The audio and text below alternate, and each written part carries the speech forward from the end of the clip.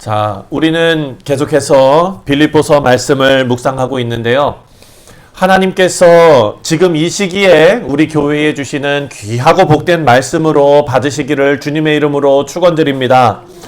저는 말씀을 묵상해 나가면서 하나님께서 참 놀랍다라는 그런 생각을 많이 합니다. 왜냐하면 우리 교회에 정말 꼭 필요한 말씀을 우리에게 주시는 것 같이 제가 느껴지기 때문입니다. 이제 우리가 빌립보서를 묵상하면서 빌립보서의 배경을 보면 바울이 로마 감옥에서 빌립보 교회에다가 편지를 써서 보내는 겁니다. 바울의 상황과 그리고 빌립보 교회의 상황이 다 좋지가 않습니다. 그럼에도 불구하고 빌립보서를 우리가 무엇라고 부르느냐? 바로 기쁨의 서신이다 라고 부릅니다. 상황은 안 좋은데 그 안의 내용에 기쁨이라는 단어가 너무나 많아요. 그 이유가 무엇인 줄 아십니까? 바로 바울이 빌립보 교회에 보낸 이 편지가 복음을 기쁨으로 살아내는 삶이 어떤 삶인지를 지금 보여주고 있는 것입니다. 사랑하는 성도님들, 행복도가 가장 높은 나라가 어느 나라인 줄 아십니까? 어디요? 그린랜드? 핀랜드? 아니에요. 행복도가 제일 높은 나라는요, 행복지수. 부탄이래요, 부탄. 어디 있는지도 모르는 나라인데, 그리고 부자도 알아도 아니에요. 그런데 그 나라가 행복도가 제일 높대요. 예. 사랑하는 성도님들, 뉴욕이 행복도가 높지는 않지만, 우리 뉴욕 성실장로교회에 출석하시는, 그래서 여기에서 신앙생활 하시는 우리 모두는 아프리카 부탄보다 더 행복도가 높은 성도님들 되시기를 주님의 이름으로 축원드립니다. 그렇게 하려면 어떻게 해야 되는 줄 아세요? 복음의 기쁨을 알아야 한다라는 것입니다. 지금요, 이 복음의 기쁨, 이 복음은요, 개인의 경건에 그치는 것이 아닙니다. 이 복음이라는 것은 공동체적인 연합이 있어요. 교회가 하나 되는 것. 그래서 오늘 본문 말씀 빌립보서 2장 1절부터 4절은요. 하나님 안에서 하나된 교회, 하나된 공동체의 모습이 아주 풍성하게 그려지는 것이 바로 오늘 본문입니다. 그래서 여러분 오늘 본문에서 교회의 핵심과 하나됨의 핵심을 발견하는 우리가 되었으면 좋겠습니다. 자, 첫 번째로 함께 읽겠습니다. 시작. 복음 안에서 누리는 공동체의 위로와 사랑. 사랑하는 성도님들, 교회에서 이 공동체에서 위로와 사랑을 경험하는 우리 모두가 되기를 바랍니다. 1절 말씀을 보니까요. 그러므로 그리스도 안에 무슨 권면이나 사랑의 무슨 위로나 성령의 무슨 교제나 긍휼이나 자비가 있거든. 이렇게 시작하거든요. 그런데 제일 첫 번째 무슨 단어로 시작합니까? 그러므로. 그렇다면은 지금 이 이야기가 빌립보서 2장 1절부터 쭉 내려가는 이 이야기가 앞에 어떤 이야기와 연결되어 있다는 거죠. 그 앞에 무슨 내용이 있었느냐면 빌립보서 1장 27절이 그 내용의 핵심입니다. 함께 읽겠습니다. 시작. 오직 너희는 그리스도의 복음에 합당하게 생활하라. 자, 그리스도의 복음에 합당하게 생활하라 라고 권면하고 있습니다.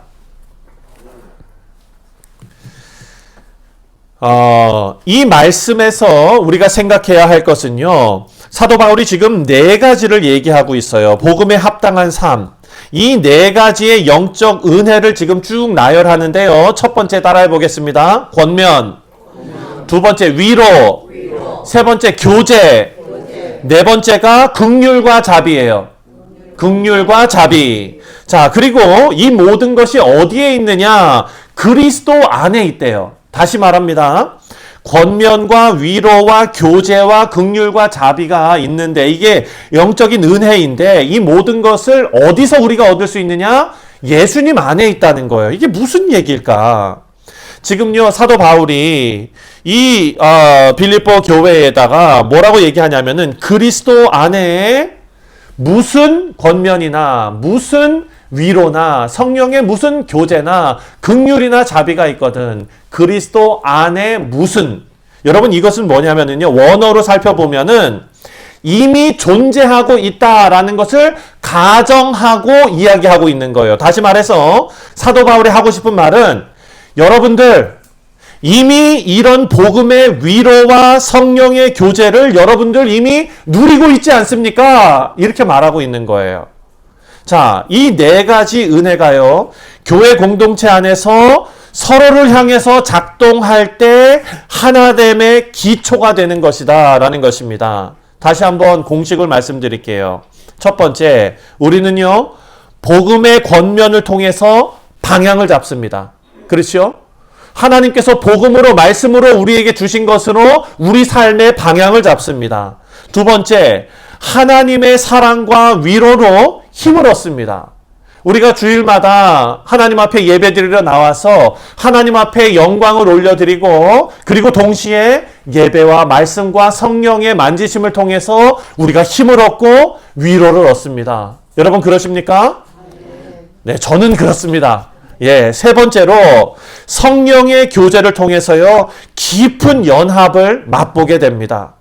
그리고 네 번째로 긍휼과 자비는 우리 모두가 연약하고 실수하는 존재다라는 것을 다 인정하고 서로를 품게 만듭니다. 이 네 가지가 우리 교회 안에서 계속해서 서로를 향해 작동해야 한다라는 것입니다. 우리 교회 안에도 이런 은혜가 흘러가시기를 바랍니다. 이것이 바로 하나님께서 원하시는 공동체의 힘이고 복음의 생명력입니다. 두 번째로 함께 읽겠습니다. 시작. 한 마음과 한 뜻으로 복음을 중심에 둔 삶. 2절 말씀을 함께 읽겠습니다. 2절 시작. 마음을 같이하여 같은 사랑을 가지고 뜻을 합하며 한 마음을 품어. 자, 빌립보서 2장에 들어와서요, 사도 바울은 사실 되게 논리적인 사람이거든요. 그럼에도 불구하고 계속 말씀이 반복되는 것 같은 거예요. 그런 느낌이 들지 않습니까? 마음을 같이하여 같은 사랑을 가지고 뜻을 합하여 한 마음을 품어. 그런데요, 여러분이 이 네 가지 표현에 좀 주목했으면 좋겠습니다. 이것은 그냥 반복하는 것이 아닙니다.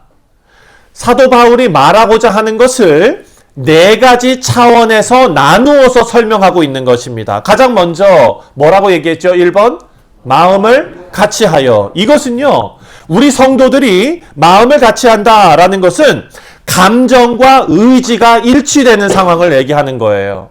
우리 성도님들이, 교회 안에서 우리 뉴욕 성실장로교회 모든 성도님들이 우리의 감정과 우리의 의지가 일치되어야 해요. 여러분의 감정과 여러분의 의지가 어떤 것입니까? 이 세상에서 잘 먹고 잘 사는 것입니까? 저 천국 소망을 가지고 사는 겁니까? 천국 소망을 가지고 사는 거예요. 그것이 바로 마음을 같이 한다라는 것입니다. 두 번째로 같은 사랑을 가진다라는 것은 사도 바울은 관계적인 측면에서 설명하고자 하는 것입니다. 관계 안에서 일어나는 헌신의 일치. 우리는요, 서로를 정말 사랑하고 도와주면서 헌신하면서 하나됨을 이룰 수 있다. 그리고 세 번째, 뜻을 합한다는 것. 이것은요, 공동의 목표를 향한 방향의 일치입니다. 이 방향은 목사가 설정하는 것 아닙니다. 당회가 설정하는 것도 아닙니다. 재직회에서 설정하는 것도 아닙니다. 이것은 성경이, 하나님의 말씀이 우리 성도들이, 교회가 어떻게 이 세상에서 살아가야 할지를 정해주고 그 길을 우리가 걸어가는 것입니다. 마지막으로 한 마음을 품는다라는 것은 존재의 일치입니다. 정체성의 일치. 중요한 것은 이 네 가지가 모두 중심에 복음을 담고 있다라는 사실입니다. 여러분, 복음이 우리를 하나 되게 하지 않으면 인간의 노력은 언제든지 무너질 수 있습니다. 그래서 이 하나됨은요, 자연스러운 결과가 아닌 거예요. 그것은 복음에 깊이 뿌리 내린 공동체에서만 나타날 수 있는 그런 현상입니다. 그래서 우리 개혁주의 신학은요, 교회를 조직체로 보지 않습니다. 교회를 우리는 성령으로 하나 된 유기체로 보고 있습니다. 고린도전서 12장에 바울이 이 교회를 한 몸의 많은 지체로 비유하고 있습니다. 눈은 손을 무시할 수 없고 귀는 발을 업수히 여길 수 없습니다. 왜냐하면 우리는 각각 다른 역할을 하면서도 한 성령, 한 주님, 한 믿음, 이 아래 하나의 몸으로 부름받았기 때문입니다. 사랑하는 성도님들, 우리 교회가 진정한 의미의 하나된 공동체가 되기를 원하신다면 우리 각 사람이 복음 안에서 먼저 같은 사랑을 품어야 될 줄 믿습니다. 다시 말씀드립니다. 교회는 조직이 아닙니다. 복음으로 태어나고 복음으로 자라나는 생명 공동체인 줄 믿습니다. 마지막 세 번째로 다 같이 읽겠습니다. 시작. 겸손과 섬김으로 나타나는 복음의 열매. 3절과 4절을 함께 읽어보겠습니다. 시작. 아무 일에든지 다툼이나 허영으로 하지 말고 오직 겸손한 마음으로 각각 자기보다 남을 낮게 여기고 각각 자기 일을 돌볼 뿐더러 또한 각각 다른 사람들의 일을 돌아보아 나의 기쁨을 충만하게 하라. 아멘. 아멘. 이 말씀에서요, 사도 바울은 두 가지의 피해야 할 것을 알려주고 또 두 가지의 지켜야 할 것을 알려주고 있습니다. 두 가지 피해야 할 것은 바로 다툼과 허영입니다. 다툼과 허영을 원문으로 살펴보면요, 다툼이라는 것은 경쟁적이고 이기적인 야망을 뜻하는 것입니다. 그리고 허영이라는 것은 비어있는 영광이에요. 헛된 영광. 그래서 자기 과시에 불과한 명예욕을 의미하고 있는 것입니다. 사랑하는 성도님들, 지금 사도 바울은 무엇을 계속해서 강조하면서 무엇을 지키라고 하는 거냐면 복음을 강조하면서 교회를 지키라고 하는 거예요. 교회 공동체에서 이 두 가지, 다툼과 허영, 이 두 가지 때문에 교회 공동체가 쉽게 깨어집니다. 서로가 자신을 중심에 두기 시작하면 하나됨이 무너지고 갈등이 시작되는 거예요. 근데 사랑하는 성도님들, 생각해 보십시오. 우리가 지금 현대에 여러분이 알고 있는 많은 교회들, 힘들어하는 교회들, 어려움을 겪는 교회들을 한번 생각해 보십시오. 어떤 진리의 문제 때문에 어려움을 겪는 것이 아닙니다. 다툼과 허영입니다. 그 깊이 들어가 보면 다툼과 허영이라는 거예요. 그런데 몰라요. 왜 모르는 줄 아십니까? 교회가 힘들게 싸우고 감정이 갈라지고 그 순간에는요, 이것이 다툼과 허영으로 비롯된 문제라는 것을 까맣게 잊어버리게 됩니다. 그때는요, 이 일이 무엇으로 여겨지는 줄 아십니까? 진리의 문제라고 생각합니다. 정의의 문제라고 생각합니다. 나는 하나님의 편에서 하나님을 위해서 지금 이 싸움을 한다는 거예요. 제가 예전에 있었던 어떤 교회에서 큰 분란이 있었습니다. 저는 그 교회의 그 성도님들이 그렇게 진짜 정말 엄청나게 싸우시는 거를 처음 보면서 처음엔 무서웠어요. 아, 이렇게 하시면은 교회를 옮기시겠구나 그랬는데요. 안 옮겨요. 끝까지 남아서 싸우시는 거예요. 예. 그러는데 저에게 와서 그런 말씀을 하세요. 뭐라고 말씀하시냐면은 우리가 하나님의 그 이름으로 예수님의 이름으로 이 교회를 지켜야 되기 때문에 싸운다는 거예요. 그런데 저쪽 편에서도 똑같은 얘기를 하거든요. 도대체 어느 쪽이 맞는지 제가 분간을 못 하겠는 거예요. 이쪽 편이 맞는지 이쪽 편이 맞는지. 사랑하는 성도님들, 생각해 보십시오. 그 당시에는 정의라고 생각하고요. 그 당시에는 이게 진리라고 생각해요. 그런데 교회가 이제 다 안정이 되고 성령의 단비가 촉촉하게 내려진 다음에 그때 일을 다시 되돌려 보잖아요. 그러면은 그게 허영과 다툼이었구나 라는 것이 깨달아지는 순간이 온다는 거예요. 사랑하는 성도님들, 사랑하는 이 교회를 위해서, 몸된 교회를 위해서 사도 바울이 눈물을 흘리면서 그리고 또한 기뻐하면서 증거하는 것이 바로 이겁니다. 피해야 할 것은 다툼과 허영이다. 따라해 보겠습니다. 피해야 할 것은 다툼과 허영이다. 그러면서 지켜야 할 것을 이야기합니다. 지켜야 할 것은 바로 겸손입니다. 지켜야 할 것은 겸손과 섬김이다.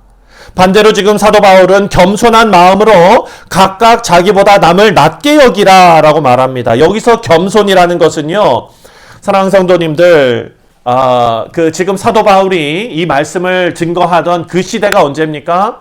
바로 예수님 승천하시고 초대교회가 생겨나고 복음이 전파되는 그 시기예요. 그리고 헬라 문화가 가득했던 시기예요. 헬라가 어디입니까? 그리스 아닙니까? 여러분 그리스, 고대 그리스에서는요, 저기 그 아크로폴리스 막 이렇게 있잖아요. 예, 아고라 뭐 이런 거 있잖아요. 그때 그리스 사람들이 자랑하는 것은 바로 뭐였습니까? 지식이었어요. 지성. 그래서 그때 가장 인기 있는 직업이 뭐였는 줄 아십니까? 뭐였게요? 네, 우리 교회도 두 분이나 계시는데, 여기도 두 분이나 계시는데, 지금 그렇죠, 변호사요. 네. 그때 당시에 변호사, 말 잘하면서 자기의 그 주장을 사람들에게 그냥 휘어잡는 막 이런 거 있잖아요. 그게 사랑하는 성도님들, 그 당시에서는요, 자기의 지식을 자랑하면서 그냥 막 이것이 그게 덕목이었어요. 겸손한 거는 가장 덕목에서부터 먼 일이었어요. 그래서 그때 당시에는요, 말 잘하고 자기의 말에 힘이 있는 논리적으로 말하는 이것을 연습하기 위해서 그때 당시에 가장 성행했던 게 학원이에요. 스피치 센터. 예. 그래가지고 여러분 소크라테스 제자들도 많잖아요. 그렇죠? 그 사람을 요즘 말로 뭐라고 얘기합니까? 일타 강사. 그렇게 부르는 거예요. 예. 아주 자기의 말을 논리적으로 잘 얘기할 수 있는 그 수사학이 가장 발달한 때가 이때였어요. 그런데 사도 바울은요, 그 시대적인 상황을 다 알면서도 무엇을 강조합니까? 겸손을 강조하는 거예요. 겸손. 그래서 우리는 성경에서 겸손이라는 단어가 나올 때 아유, 나는 부족한 사람이야. 예. 여러분 교회에서 이러죠. 저를 보면 아유, 목사님 왜 이렇게 키가 크세요? 그러면 저는 뭐라 그래요? 아유, 아니에요. 작아요.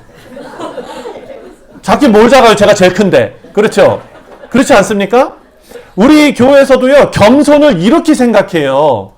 믿는 분들 중에서도 겸손을 이렇게 생각하는 거예요. 뭐 어떠세요? 아니에요가 먼저예요. 아니에요가. 그거 좀 잘못된 거 아닙니까? 그렇죠? 네, 하나님께 영광. 그냥 이렇게 할까요? 예. 성경에서 말하는 겸손은 나는 부족한 사람이다 라고 고백하는 게 아니고요. 이것은 나를 잊고, 나를 잊어버리고, 남을 세우고, 기꺼이 섬기는 태도가 바로 겸손한 거예요. 예. 외모로 겸손하고, 뭐 가진 것으로 겸손하고, 이게 아니라 하나님께서 나에게 주신 달란트를 다른 사람을 위해서 돌보며 섬기는 태도가 바로 겸손입니다.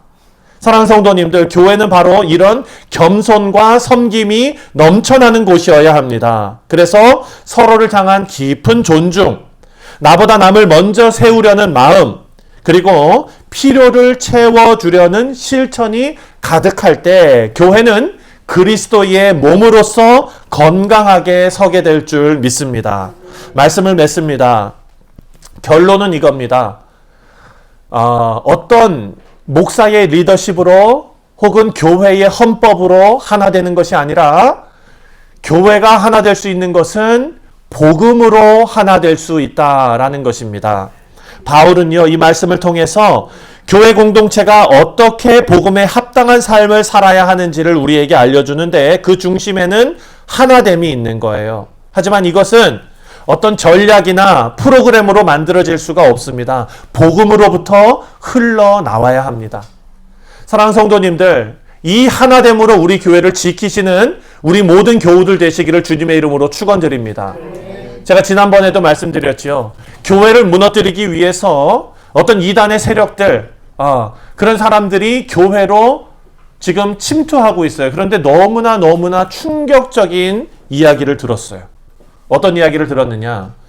우리가 아는 것은요, 교회에 어떤 새신자로서 이단의 어떤 사람들이 들어와가지고 교회에서 얼마나 열심히 섬기면서 그냥 아주 그냥 뭐 다 내어줄 것 같이 그렇게 하면서 나중에 가서는 목사님을 공격하고 목사님을 무너뜨리고 이렇게 해서 교회 리더십이 흔들리고 교회가 흐트러지게 하는 게 전략이었거든요. 그렇게 교회가 많이 망가졌거든요. 근데 요즘은요, 이 사람들을, 행동대원들을 어디로 보내는 줄 아세요? 교회로 안 보낸답니다. 신학교로 보낸답니다. 그래서 그냥 4년 과정을 마치고 목사가 되게 하는 거예요. 그래서 이 목사가 어디 전도사로, 부목사로, 또 어느 교회 담임 목회로 가가지고 교회가 다 망가지게 하는 거예요. 이 전략이 노출이 됐어요. 사랑하는 성도님들, 교회를 지켜야 돼요.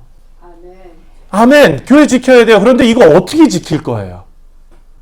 오늘 본문 말씀을 보면요, 사랑하는 성도님들, 우리가 다수가 우리 교회의 90%가 100%가 사랑하는 성도님들 복음에 붙들려 있다면은 악한 사탄의 공격이 교회에 들어오면은요, 그것이 교회를 분란시키는 것이 아니라 우리가 복음에 각자 한 사람 한 사람이 복음에 깊이 뿌리 내려져 있으면 그 사람이 들어와 가지고 우리 때문에 변화될 줄 믿습니다. 아멘. 이게 힘이에요, 사랑하는 성도님들.